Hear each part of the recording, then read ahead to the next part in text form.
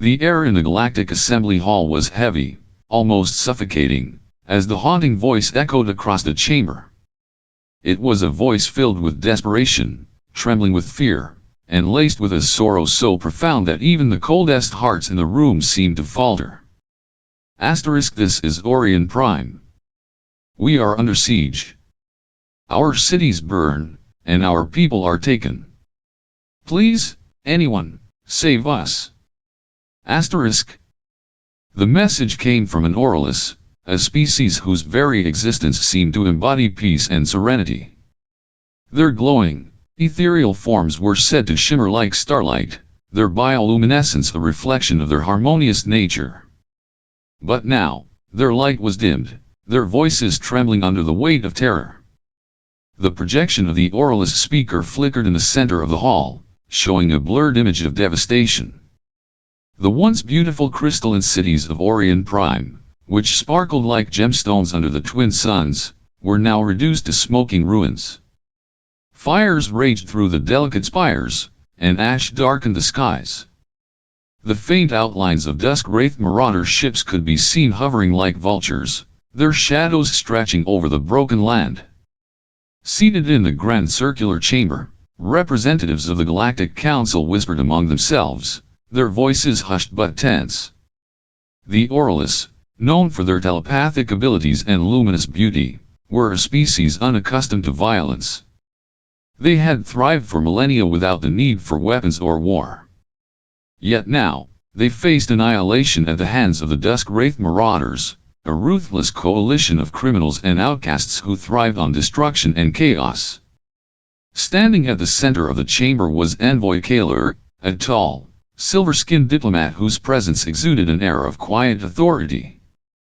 His deep-set eyes, glowing faintly with the light of his people, scanned the room. He had pleaded for hours, his voice steady yet urgent, but his words seemed to fall on deaf ears. Orion Prime is not asking for charity, Kaler said, his voice echoing through the chamber. We are asking for survival.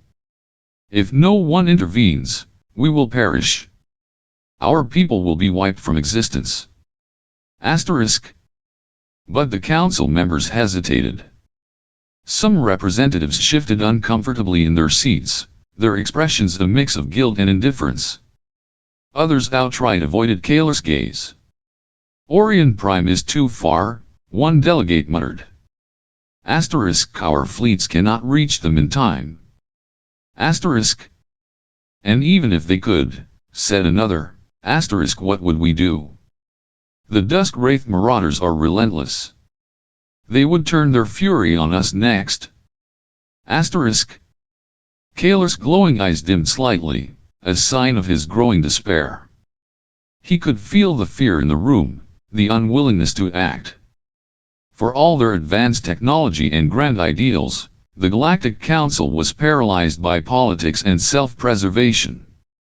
Then, Kaler took a deep breath, his voice lowering to a tone that was both calm and daring. If the Council cannot act, perhaps there is another way. The room fell silent as Kaler's next words hung in the air like a storm cloud. We could ask Earth. At the mention of Earth, an audible murmur rippled through the chamber. Some representatives stiffened in their seats, their faces pale. Others exchanged uneasy glances. The very idea of involving humans, a species infamous for their violent history, was enough to unsettle even the most seasoned diplomats. Earth. A voice finally broke the silence, incredulous. You would bring them into this. Humans were known across the galaxy as survivors of a Class X survival world, a planet so hostile that every living thing had to evolve through constant struggle. They were a species shaped by adversity, their history marked by wars, disasters, and unimaginable hardships. To many in the galaxy, humans were both feared and misunderstood, seen as unpredictable and dangerous. Kaler's voice remained steady. Humans have their flaws, yes. But they also have something we lack, the will to fight against impossible odds. They have faced extinction countless times and survived. If anyone can stop the marauders, it is them. Asterisk. The room erupted into a cacophony of voices. Some argued passionately against the idea, calling it reckless and dangerous. Others, though hesitant, began to see the logic in Kaler's words. It was Admiral Torin, an elder statesman with a grizzled face and piercing eyes, who finally rose to speak. His voice, though hoarse with age, carried the weight of authority. The envoy is right, he said. Asterisk. Humans are dangerous, yes. But they are also relentless. If there is one thing they cannot ignore, it is a call for help. They respond to distress signals without fail, no matter the cost. Asterisk. The room grew quiet once more as the council weighed their options. Finally, a vote was called. The decision was made. A message would be sent to Earth, though many in the room remained uneasy about what might follow. The message was transmitted across the stars, a desperate plea carried on the waves of subspace. And then, barely 3 minutes later, a reply came. Asterisk. Distress signal acknowledged. ESV Obsidian en route. EDA, 72 hours. Asterisk. The response was as swift as it was startling. No questions, no deliberation, just a simple acknowledgement and a promise of action. But what shocked the council most was the nature of the reply. This was not aid workers or diplomats being sent. It was a warship. The council chamber fell into a stunned silence. Kaler, though outwardly calm, felt a flicker of hope reignite within him. He turned his gaze toward the projection of Orion Prime, now fading into static. Hold on, he whispered softly, his voice barely audible. Asterisk. Help is coming. Asterisk. The void of space around Orion Prime was eerily still, save for the faint glimmers of light reflecting off the planet's crystalline surface. It should have been a sight of breathtaking beauty, a world of shimmering cities and glowing forests, where peace had reigned for millennia. But now, that beauty was marred by the black scars of destruction. Smoke rose from the surface like dark veins, twisting upwards into the cold emptiness of space. Suddenly, the silence was broken. A ripple in the fabric of reality, subtle at first, grew into a blinding flash of light as the E.S.V Obsidian emerged from hyperspace. The warship was a shadow against the stars, its sleek, obsidian black hull absorbing light rather than reflecting it. It moved with an unnatural grace, like a predator stalking unseen through the night. On the bridge of the ship, Commander Alra Vane stood tall, her sharp gaze fixed on the holographic display before her. Her presence was commanding yet calm, her every movement deliberate.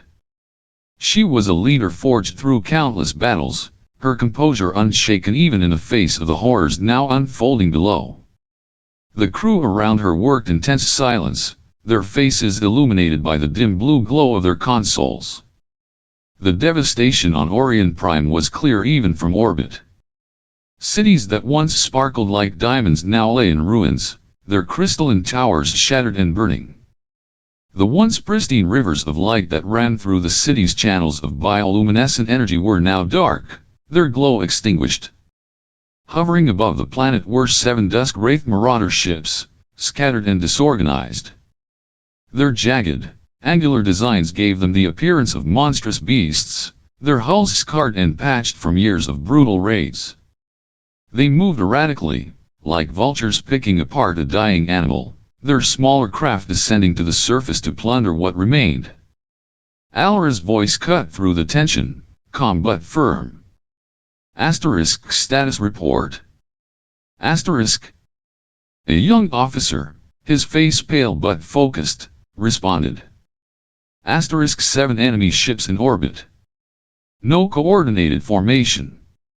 They are spread thin, likely scavenging. Asterisk. Alra studied the display, her sharp mind already forming a plan. Good. They are vulnerable. She turned to her weapons officer. Target the lone patrol ship. Disable it. Let's see how they react. The order was carried out with precision. The Obsidian, designed for stealth and surgical strikes, moved silently into position. It unleashed a single, precise volley of energy that struck the patrol ship's engines, rendering it powerless in an instant. The Marauder ship drifted helplessly, its lights flickering as its systems failed. The crew of the Obsidian watched as confusion rippled through the remaining Marauder fleet. The other ships hesitated, their movements disjointed as they scrambled to locate the source of the attack. Alra allowed herself a small, satisfied smile. They are disorganized. Keep us cloaked and out of their line of sight. Let them panic. Meanwhile, in the ship's research lab, Dr. Elin Ryan was preparing a briefing for the crew. The xenologist was a quiet, thoughtful woman, her mind always racing with observations and theories. She stood before a holographic projection of an Aurelus, its glowing form rotating slowly in the air.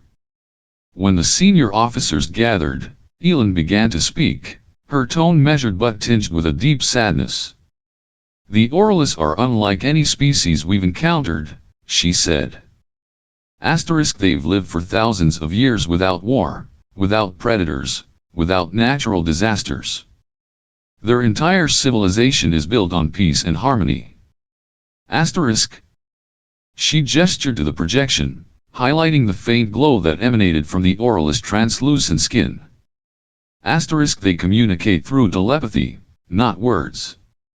They feel each other's emotions, their thoughts. And when one of them dies, she paused, her voice faltering for a moment. They all feel it. Every death, every act of violence, is a wound that cuts through their entire species. What's happening to them now is not just physical destruction. It's psychological devastation on a scale we can't even comprehend. The room was silent as her words sank in. Even the hardened soldiers among them seemed moved, their expressions grim. Alra, who had been listening intently, finally spoke. Her voice was steady, but there was a fire in her eyes. We'll protect them, she said firmly. Even if they fear us. Even if they don't understand what we're doing. We'll stop the Marauders, no matter what it takes. Elin nodded, though her expression remained troubled. They might not see us as saviors, Commander. To them, we might look no different than the Marauders. Humans, we're not like them. Our history, our nature is so far removed from their understanding. Alra met her gaze, unflinching. They don't have to understand us, Doctor. They just need to survive. That's all that matters. As the Obsidian continued its silent vigil above Orion Prime, the crew prepared for the battles to come. Below, the planet burned, its once bright light dimmed by the shadows of war. But aboard the ship, there was a growing resolve. The Dusk Wraith Marauders had brought destruction to a people who had never known violence, who had never even imagined such cruelty. Now, they would face a force unlike any they had encountered before, a force that had been tempered by fire, sharpened by centuries of struggle. The humans had arrived. And they would not leave until Orion Prime was free. The city was a graveyard of light. Once, its crystalline towers had shimmered like prisms under the twin suns of Orion Prime, casting rainbows across the streets below. Now, those towers were fractured and broken, their edges jagged like shattered glass. Smoke coiled through the air, carrying with it the acrid scent of burning crystal and the faint, metallic tang of blood. The streets were silent but for the faint crackle of distant fires and the occasional, haunting echo of a muffled scream. Lieutenant Cade moved cautiously through the ruins, his steps deliberate and soundless. His team of human soldiers followed close behind, their forms blending into the shadows like rays. They moved with precision, their eyes scanning every corner, every flicker of movement. The weight of the mission pressed heavily on their shoulders. They were here to save lives, but they were intruders in a world that had never known their kind. Cade paused at the edge of a collapsed archway, raising a fist to signal his team to stop. His sharp eyes surveyed the scene ahead. A cluster of dusk-wraithed marauders loitered near a makeshift barricade, their grotesque forms illuminated by the dim glow of Orion's dying light. The marauders were monstrous in appearance, their armor cobbled together from scavenged scraps, their faces obscured by crude masks that seemed to sneer with malice. Behind them, a group of Oralist hostages huddled together, their faintly glowing forms trembling with fear. The Oralists were unlike anything Cade had ever seen. Their translucent skin shimmered faintly, like moonlight on water, and their eyes glowed softly with an inner light. But now, that light was dim, flickering like a dying flame. They clung to one another, their fear palpable even across the distance. Cade's jaw tightened. He turned to his team, his voice low but firm. Non-lethal. We take them down quietly. No casualties unless absolutely necessary. The soldiers nodded, their expressions grim but resolute. They knew the stakes. The Oralists, so unaccustomed to violence, would see even the humans' protective actions as terrifying. They had to tread carefully, or risk becoming the very monsters they had come to fight. With a silent hand signal, the team moved into position. The humans struck like ghosts, emerging from the shadows with a precision that left no room for error. One by one, the marauders were subdued. Stun grenades flashed silently in the darkness, and tranquilizer darts found their marks. The marauders crumpled to the ground, their weapons clattering uselessly against the crystal streets. Cade stepped forward, his rifle lowered, as his team secured the area. The Oralist hostages recoiled at his approach, their glowing forms dimming further as their fear intensified. Their wide, luminous eyes stared at him, unblinking, as if he were some terrible creature from a nightmare. One of them, an elder with a faintly golden hue to his glow, stepped forward hesitantly. His movements were slow, deliberate, as though approaching a wild animal that might strike at any moment. His hands were raised in a gesture of caution, his expression a mixture of fear and curiosity. Cade removed his helmet, revealing his human face. He hoped it would make him seem less threatening, though he wasn't sure what effect it would have on the Oralists. The elder stopped a few paces away, his glowing eyes narrowing as if trying to peer into Cade's very soul. Finally, the elder spoke, his voice soft and melodic, yet trembling with unease. "Your minds," he began, his words slow and deliberate as though he were tasting them for the first time. They are unlike anything we have felt. Shadows and fire, but also, light. Why do you fight? Cade hesitated, unsure how to explain the complexity of human nature to a species so alien to violence. He considered his words carefully, then spoke simply. To protect those who can't protect themselves. The elder tilted his head, his glowing eyes searching Cade's face for truth. For a long moment, there was only silence between them, broken only by the distant sounds of the burning city. Then, slowly, the elder nodded. "You are strange," he said softly. But perhaps, not all darkness. Cade allowed himself a small, relieved smile. "We'll get you to safety," he said. You have my word. As the humans began to lead the Orioles to safety, a subtle shift occurred. At first, the Orioles were hesitant, their fear still evident in the way they flinched at every movement. But as more hostages were freed and reunited with their kin, their light began to grow stronger. It was faint at first, like the first rays of dawn, but it was there a glimmer of hope amidst the darkness. The humans worked tirelessly, moving through the ruins with a quiet determination. They found more Orioles hidden in the rubble, their glowing forms dimmed by fear and exhaustion. Each rescue brought a flicker of light back to the city, a small victory against the overwhelming shadow. But the respite was short-lived. As Kate and his team escorted the latest group of Orioles to a safe zone, a distant rumble shook the ground beneath their feet. The sound grew louder, closer, a deep, guttural roar that sent a chill down Kate's spine. He turned, his eyes narrowing as he saw a plume of dust rising in the distance. The dusk-wraithed marauders were regrouping.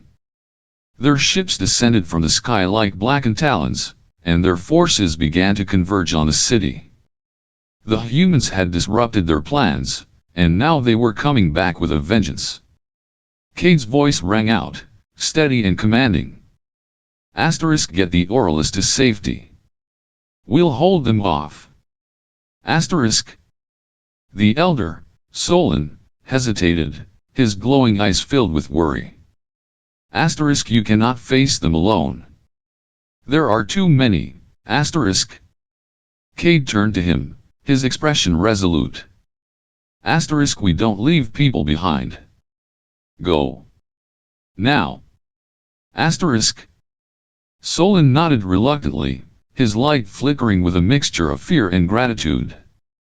As the Orioles retreated, Cade and his team prepared for the coming storm. The shadows of the marauders loomed ever closer, their guttural cries echoing through the ruins. Cade tightened his grip on his weapon, his jaw set in determination. The humans had come to Orion Prime as strangers, as beings of shadow and fire.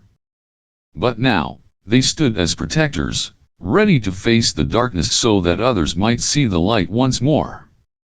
The air above Orion Prime was heavy with tension, the silence of space broken only by the distant hum of engines and the crackle of energy weapons. The dusk-wraithed marauders had regrouped, their fleet now moving with a deadly sense of purpose. At the heart of the chaos was Warlord Morvik, a towering figure of cruelty and cunning. His flagship loomed in orbit like a beast poised to strike, its jagged, blackened hull bristling with weapons. Morvik's voice, deep and guttural, barked orders to his fleet, his rage palpable even through the void. Above the planet, the E.S.V obsidian danced through the stars like a shadow given life. The warship moved with an almost supernatural grace, vanishing and reappearing in bursts of light as it executed short-range hyperspace jumps.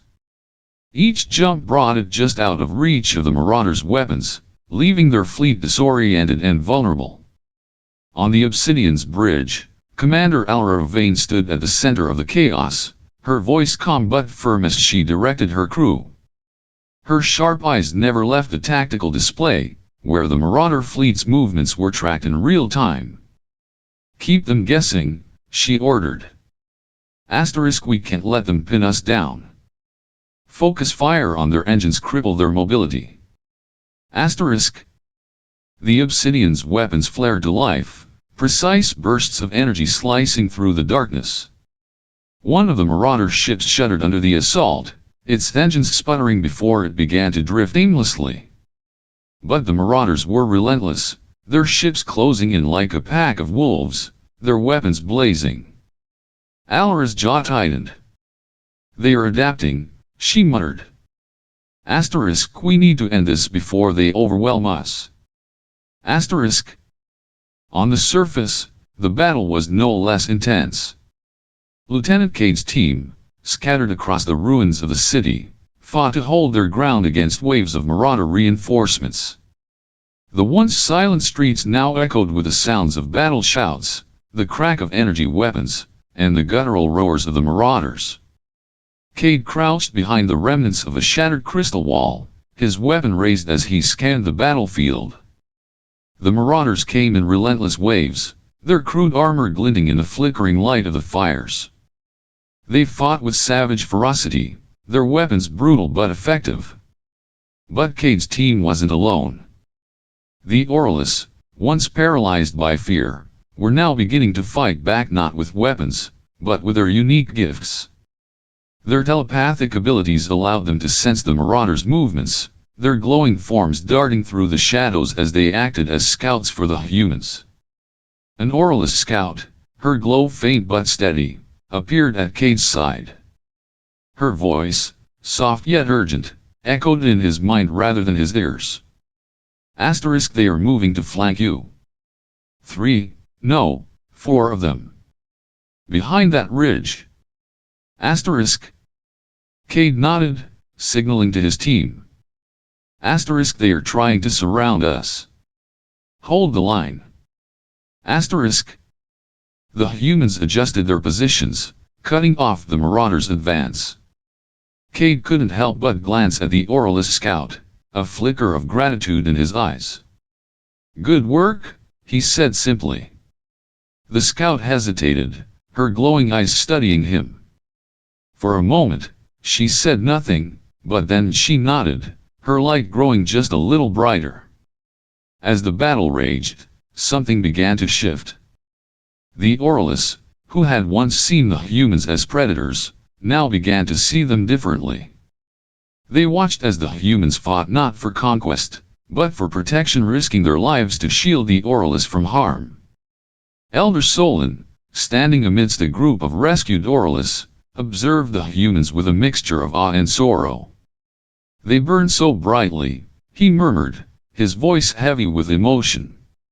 But their light is born of pain. They fight because they must, not because they wish to. One of the younger Orlis, her glow flickering with uncertainty, asked, why would they risk themselves for us? We are nothing to them. Solon's gaze lingered on Cade, who was shouting orders to his team even as he stood in the line of fire. Perhaps, Solon said softly, they see something in us worth protecting. Perhaps they fight not because we are weak, but because they know what it means to suffer. The battle took a dark turn when the marauders, realizing they were losing ground, retreated to a heavily fortified structure on the outskirts of the city. It was an ancient Orlis temple, its crystalline spires now blackened and scarred by the marauders' presence. Cade's team regrouped, their breaths heavy and their faces grim as they surveyed the temple from a distance. The structure, once a beacon of peace and unity, now loomed like a fortress of despair. A transmission crackled through their comms, a deep, guttural voice that sent a chill through the air. It was Warlord Morvik. Humans, he snarled, his tone dripping with contempt. You think you've won? Look upon your prize. From the temple's upper levels, hundreds of Orlis hostages were forced into view. Their glowing forms were dim, their faces etched with fear. Morvik's voice continued, a cruel edge to his words.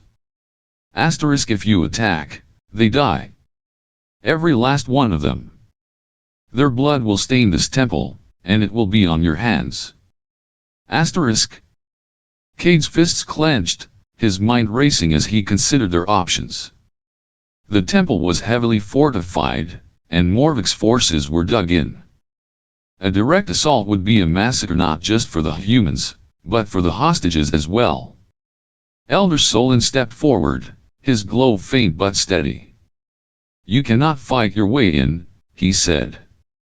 But perhaps, there is another way. Cade turned to him, his expression hard but hopeful. What are you suggesting? Solon's gaze was distant, his voice heavy with the weight of his words. The temple was built long ago, when our people still believed in the need for sanctuary. There are paths within it, hidden ways that even the marauders do not know. If you trust us, we can guide you. Asterisk. Cade hesitated, his instincts warring with his reason. But as he looked at the hostages, their faint light flickering like dying embers, he knew they had no choice. We'll follow your lead, he said finally. Asterisk. But if this is going to work, we need to move fast. Morvik won't wait forever.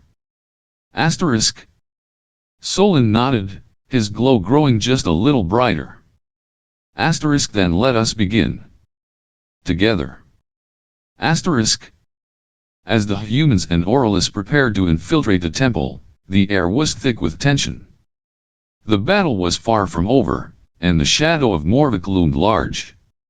But for the first time, there was a spark of hope, a fragile light in the darkness, born of an alliance between two very different worlds. Together, they would face the storm. In the dim light of the ruined city, the air was thick with tension. The Aurelius and humans gathered in a makeshift shelter, their faces etched with worry and determination.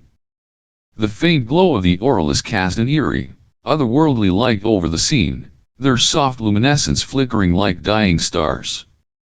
Among them stood Dr. Elin Rhine, her sharp mind racing as she explained the plan that could either save them all or doom them. Elin stepped forward, her voice steady but urgent. "We're at a stalemate," she began, her piercing gaze sweeping across the room. Asterisk. The Marauders are entrenched, and they are using the hostages as shields. A direct attack is suicide. But we have something they don't. Asterisk. Her eyes rested on Elder Solon, whose golden glow, though faint, still carried an air of quiet authority. "Your telepathy," Elin continued. Asterisk. It's more than just a gift. It's a tool, a way to turn the tide without shedding more blood. Asterisk. The Aurelius murmured among themselves, their voices like whispers carried on the wind. Solon raised a hand, silencing them. His glowing eyes locked onto Elin, his expression a mixture of curiosity and unease.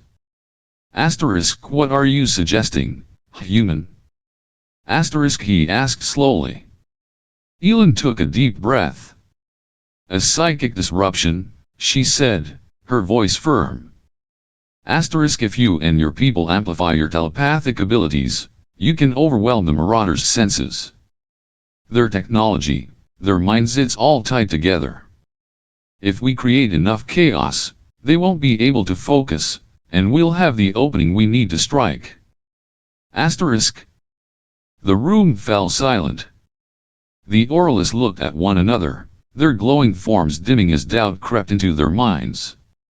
Solon's voice broke the quiet, low, and hesitant. Asterisk. We have never used our gifts in this way.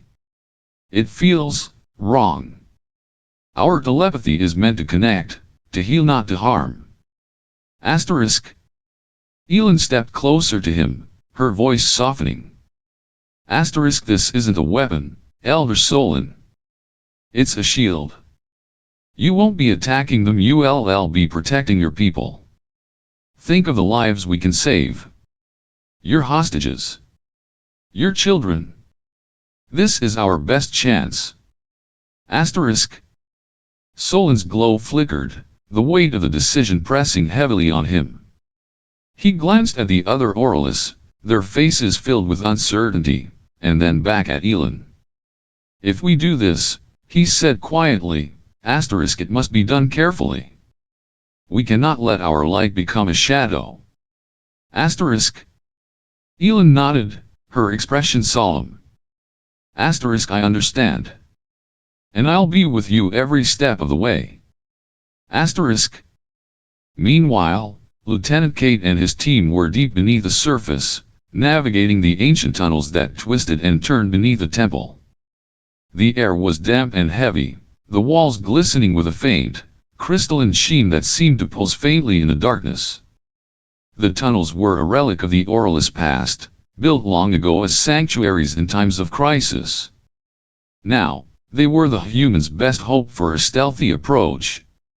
Cade ran his gloved hand along the wall, feeling the strange, almost organic texture of the crystal. It seemed alive, humming faintly under his touch. One of the Auralist scouts, a young male with a pale blue glow, walked beside him, his light casting long shadows in a narrow passage. "These tunnels," the scout said softly, his voice tinged with reverence, were meant to protect us. They were built so that no enemy could ever find us. I hope they still serve that purpose. Cade glanced at him, his expression grim but determined. "They will," he said. "We'll make sure of it." As they moved deeper, the faint sound of voices reached their ears, muffled, distorted, but unmistakably human. Cade raised a hand, signaling for silence. The team froze, their breaths held as they listened. The voices grew louder, and soon they could make out words: Marauder guards, stationed near the entrance to the temple. Cade turned to his team, his voice barely above a whisper. "We're close. Stay sharp." Back above ground, preparations were underway. The Auralists gathered in a circle, their glowing forms pulsing softly in unison. Dr. Ryan stood at the center, guiding them as they began to focus their telepathic energy. The air around them grew thick with an almost tangible presence, a low hum that seemed to vibrate through the very fabric of reality.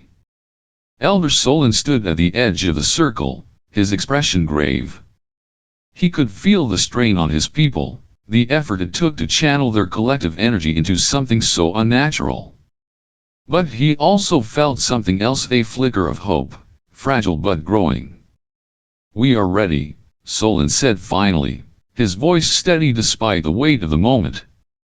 Elin nodded, her face a mixture of relief and determination. "Good. Hold it steady. We'll signal when it's time." Above the planet, the Obsidian was preparing for its own part in the plan. Commander Alara Vane stood on the bridge, her sharp eyes fixed on the Marauder fleet. The Obsidian had taken some damage during the earlier skirmishes, but now that damage would serve a purpose. "Simulate catastrophic failure," Alara ordered. "Make it look real. I want them to think we're dead in the water." The Obsidian's engines flickered, its lights dimming as it began to drift toward the Marauder fleet. To the untrained eye, it looked like a crippled ship, vulnerable and defenseless. But inside, the crew was ready, their weapons primed for a surprise attack. Alara's voice was calm but firm as she addressed her crew. "Hold your fire until my command. Let them come to us." The Obsidian drifted closer, its seemingly lifeless form a perfect lure.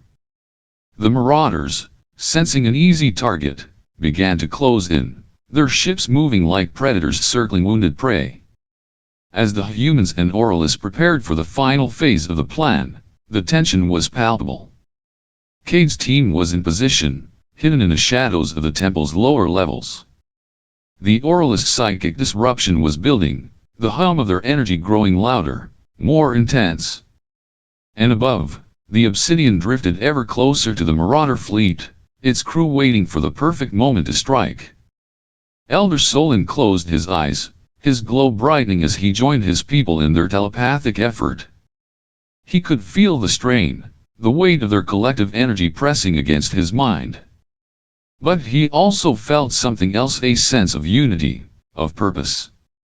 For the first time in a long time, the Auralists were not alone. And neither were the humans. Together, they would face the darkness. Together, they would fight for the light. The atmosphere was charged with anticipation as the plan set into motion. Above the planet, the Obsidian appeared to be a wounded beast, its lights dimmed and engines silent, drifting aimlessly. The Marauder fleet, sensing vulnerability, closed in, their ships like hungry predators circling what they believed to be easy prey. Within the Obsidian, the crew held their breath, their eyes fixed on the approaching enemy. Commander Alara Vane stood resolute, her gaze unwavering as she watched the marauders draw nearer. She felt the tension in the air, a palpable electricity that seemed to crackle around them. "Wait for it," Alara murmured, her voice a steady anchor amidst the storm. Then, at the perfect moment, the obsidian sprang to life. Its engines roared, lights flaring back to brilliance as its weapons unleashed a devastating barrage. Energy beams sliced through the darkness, tearing into the marauder ships with ruthless precision. The marauders, caught off guard, scrambled to respond, their formation disintegrating under the surprise attack. Simultaneously, on the planet's surface, the Aurelists gathered their strength. Elder Solon, his glow a beacon of calm amidst the chaos, led his people in releasing a massive telepathic surge. The air shimmered with their collective energy, a wave of psychic force that washed over the marauders, sowing confusion and disarray. The marauders staggered, their minds overwhelmed by the sudden influx of telepathic interference. Their senses blurred, their thoughts muddled, as the Aurelist power disrupted their coordination. It was as if the very fabric of reality had shifted, leaving them adrift in a sea of chaos. In the heart of the temple, Cade's team emerged from the shadows, moving with silent precision through the ancient tunnels. The air was thick with tension, the faint glow of the Aurelists guiding their way as they infiltrated the marauders' stronghold. The marauders, disoriented by the telepathic surge, were caught completely off guard. Cade's team moved swiftly, their presence barely a whisper in the darkness as they incapacitated the guards one by one. The element of surprise was theirs, and they wielded it with deadly efficiency. As the team advanced, they reached the central chamber where Morvok, the ruthless warlord, stood amidst the chaos. His eyes burned with fury, his massive form casting a long shadow across the room. In a desperate bid to regain control, Morvok seized an Aurelist child, holding the trembling figure as a shield. The child's glow flickered, its fear palpable in the dim light. But connected telepathically to Elder Solon, the child found a spark of courage. Its glow dimmed further, a calculated move that distracted Morvok just long enough. Cade, seizing the moment, lunged forward. His movements were swift and sure, driven by a fierce determination. With a deft maneuver, he incapacitated Morvok, freeing the child from the warlord's grasp. The room seemed to hold its breath, the tension breaking as Morvok fell, his reign of terror ended. The hostages, their glowing forms dimmed by fear, began to brighten once more. Relief washed over them, their light growing stronger as they realized their ordeal was over. The remaining marauders, seeing their leader defeated and their forces scattered, surrendered, their weapons clattering to the ground. As the dust settled, the humans and Aurelists stood side by side, their alliance forged in the crucible of battle. Elder Solon approached Cade, his glow warm and welcoming. "You have given us hope," Solon said, his voice filled with gratitude. Asterisk, "We are not alone anymore?" Asterisk. Cade nodded, his expression one of quiet satisfaction. "We're stronger together," he replied, the truth of his words resonating in the air. The battle was over, but the journey was just beginning. The alliance between humans and Aurelists, born of necessity and nurtured by trust, promised a future where both could thrive. Together, they would face whatever challenges lay ahead, united by the bonds they had forged in the darkest of times. 3 days had passed since the battle, but the echoes of the conflict still lingered in the air. The once pristine temples of Orion Prime, scarred by the Marauders' invasion, now stood as silent witnesses to the resilience of its people. The soft glow of the Aurelists shimmered faintly amidst the rubble, their light no longer dimmed by fear but flickering with cautious hope. When the Galactic Council's envoy ship descended through the atmosphere, its sleek form cutting across the pale lavender sky, they expected to find devastation, a world broken, its people scattered. But what they found was something entirely different. The marauders had been defeated, their fleet dismantled and their weapons confiscated. The Orlis were safe, their luminous forms moving gracefully amidst the ruins as they worked to rebuild their home. And most surprising of all, humans and Orlis were working together. In the heart of the ruined city, humans in their rugged uniforms lifted debris alongside the delicate, glowing figures of the Orlis. The humans' strength and the Orlis' precision complemented each other perfectly, their movements synchronized as though they had been allies for centuries. Laughter occasionally broke through the quiet hum of reconstruction, tentative at first, but growing stronger as barriers of fear and mistrust crumbled. Envoy Kaler, a tall figure with sharp, angular features and a demeanor of practiced diplomacy, stepped cautiously from his ship. His piercing silver eyes scanned the scene before him, his expression one of disbelief. He had been briefed on the situation, but nothing could have prepared him for this. He approached Elder Solon, whose golden glow radiated a calm authority, and inclined his head respectfully. Elder Solon, Kaler began, his voice smooth but tinged with skepticism, *, we were told to expect ruin. Yet, what I see here defies all logic. How did this happen? *.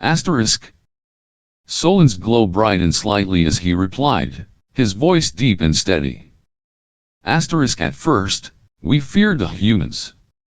Their arrival felt like another storm in an already broken sky. But we learned something. *, he paused, his gaze thoughtful. *, their darkness is balanced by light. They are not perfect, but they choose to protect, not destroy. And in that choice, we found hope. *. Kaler's sharp features softened slightly, though his skepticism remained. Hope, he repeated, as though testing the word on his tongue. *, a fragile thing, Elder. And yet, it seems to have flourished here. *. Nearby, Commander Alra Vane approached with her usual confident stride, a formal document in her hands. Her uniform, though worn from the battle, was immaculate, her presence commanding yet approachable. She extended the document toward Kaler, her expression calm but resolute. Envoy Kaler, Alra said, her voice steady, *, this is a formal treaty of alliance between Earth and Orion Prime. It marks the beginning of a partnership, one built on trust, mutual respect, and the shared goal of protecting peace in this galaxy. *. Kaler accepted the document, his silver eyes scanning its contents. He frowned slightly, the weight of the decision clear on his face. Earth is known for its aggressive tendencies, he said carefully. *. Why should the Galactic Council trust this alliance? Alra met his gaze without flinching. Because we didn't come here to conquer, she replied firmly. *. We came because they needed help. And when someone asks for help, we answer. That's who we are. *. Kaler studied her for a long moment, his skepticism slowly giving way to something else, curiosity, perhaps even a glimmer of respect. He nodded slowly, tucking the treaty under his arm. Perhaps, he said, *, this alliance will be more than I expected. Time will tell. *. As the sun dipped below the horizon of Orion Prime, the skies transformed into a canvas of deep purples and shimmering golds. The air was alive with anticipation, the tension of the past days replaced by a growing sense of celebration. In the central square of the temple ruins, a makeshift stage had been cleared, its surface glowing faintly under the soft light of the Orlis. The Orlis gathered in the square, their luminous forms brighter than ever. They began their light dance, a sacred tradition rarely performed but revived now as a symbol of renewal. Their movements were fluid, almost otherworldly, as they weaved intricate patterns of light in the dark. Trails of gold, blue, and silver shimmered in the air, forming shapes that seemed to tell a story, a tale of unity, resilience, and hope. The humans watched in awe, their usual stoic discipline melting away as they allowed themselves to be captivated by the beauty before them. Cade stood among the crowd, his rugged face softened by a rare smile. Beside him, Dr. Elin Ryan observed the dance with wide, curious eyes. "It's like they are painting the air," she murmured, her voice filled with wonder. Every movement, it means something. Cade nodded, his gaze never leaving the dancers. "Yeah," he said quietly. It's like they are telling us who they are, what they've been through, and what they are hoping for." Nearby, Envoy Kaler stood with Commander Alra, his usual guarded expression replaced by one of cautious curiosity. He turned to her, his voice low but thoughtful. "I still don't understand," he said. "Why did Earth respond so quickly? You had no guarantee of success. No assurance that the Orioles would even welcome your help." Alra's gaze remained on the dancers as she replied, her voice calm but filled with conviction. "Because they asked," she said simply. "And on Earth, we believe in helping those who need it. It's not always easy, and it doesn't always work out. But it's who we are." Kaler regarded her for a moment, his expression unreadable. Then, slowly, he nodded. "Perhaps," he said, "there is more to your people than I thought." The celebration continued, the light dance growing more intricate and mesmerizing as the night deepened. Humans and Orioles mingled freely, their differences momentarily forgotten as they shared stories, laughter, and the simple joy of survival. Above them, the stars sparkled like distant beacons, their light a reminder of the vast galaxy that lay beyond. But here, on this small, scarred planet, a new kind of light had been born, a partnership between two very different species. One species understood perfect peace, the other understood necessary violence. Together, they had found a balance, a harmony that neither could achieve alone. And in that balance, they had found hope not just for themselves, but for a galaxy that so often struggled to find its way. As the final notes of the light dance faded into the night, the humans and Orioles stood together, their faces turned toward the horizon. It was not just the end of a battle, nor even the beginning of an alliance. It was the dawn of something entirely new, a future shaped not by fear or division, but by unity and trust. And so, under the glowing skies of Orion Prime, the first chapter of their shared story came to a close, leaving behind a promise of light in the darkness, and of hope in the face of uncertainty.